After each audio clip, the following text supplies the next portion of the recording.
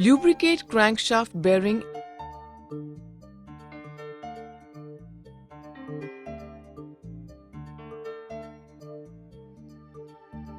and big end bearing with engine oil. Lubricate bearing seat in crankcase with engine oil.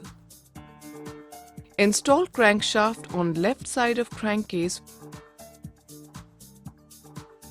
with special tool Crankshaft Installer S1120.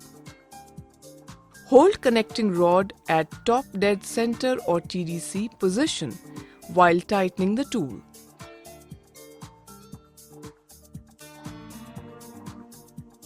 Tighten crankshaft installer bolt with 22 mm spanner until crankshaft bottoms against crankcase.